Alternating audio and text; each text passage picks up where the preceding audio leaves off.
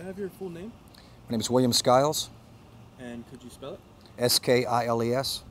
And you are retired Sergeant Major? Retired Sergeant Major. Okay, what unit was that with? Well, I retired out of the Marine Corps University. Okay, and could I have your hometown, please? Hometown is San Juan Capistrano, California. Okay, so can you tell me a little bit about the anniversary ceremony today? Our anniversary is 10 years ago. On February 29th, a leap year, is when we left. This would have been the day, on March 1st. And we left to go to Fallujah, Iraq. And that's when we established our legacy. We returned on October 8th. So could you go over a few of the speakers that spoke today at the ceremony? Well, we had a few of the folks in there were speaking. Mostly we had our battalion chaplain, who was with us in battle. I'm the old man, so I guess I had to help orchestrate and narrate it for everybody. We had our battalion commander, or I'm sorry, the current battalion commander of 2-1 was in there to give a few words 10 years later about how things are. And of course, our RCT-1 commander in Sean 6, Colonel Tulin, an honor to have him here today as the MEF commander, as 3-star General Tulin. He spoke to us as well. I see. Now, are there any particular moments of the ceremony that stand out to you? Well, what stands out is we all came here to climb a hill. We had a dream to climb that hill, just to touch it one more time to reenact, but the weather stopped us. But what the whole purpose of today is so much climbing a mountain, is to maybe overcome our own demons and mountains and just see each other today. And that was what the purpose was. I see. Now, to you, why is it so important for people to come to anniversaries like this? 2 reasons. First of all, for individual closure. We've lost some great Americans. We have Americans that are disabled, both in spirit and in body. And sometimes as individuals, they come together, it's individual healing, to see their family again. And also to bring back the family that you had.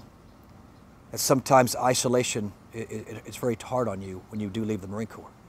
But to leave a family that had lost so many people in battle, to bring it back, it provides closure for yourself.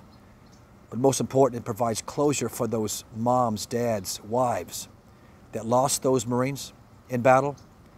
They get to come back to meet those Marines that served with them and how they died, with honor and courage.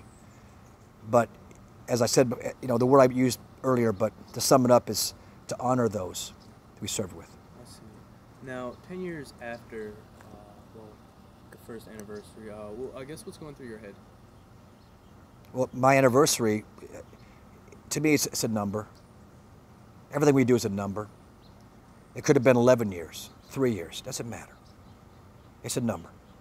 All that matters is that somewhere along the line, I'm not sure if this will happen again, but an anniversary like this, it had to be done. And people came from all over the country just to come here, just to hug, and just to say thank you and honor those. Now, when people look back 100, 200 years from now, back on the Battle of Fallujah, in what ways will you think they see that it's significant to Marine Corps history? Those that have served in that time frame, we had no idea about 10 years later that people would remember the Battle of Fallujah. And it wasn't about legacy. It isn't about history and how we're going to be perceived, because I can care less how we're perceived. We fought for each other in a foreign land, and we thought we were doing the best we could at no better friend, no worse enemy.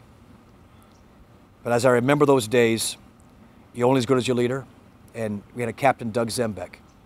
And I'll finish with this. He said, before we went into Fallujah that night, he got on a Hummer, stood up on a Hummer, and told us all.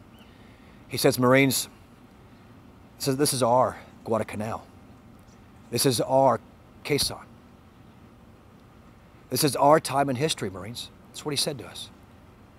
And as we go forward, don't you ever dishonor or disrespect those that have come before us in battle by our actions and our conduct. He said, this is our time.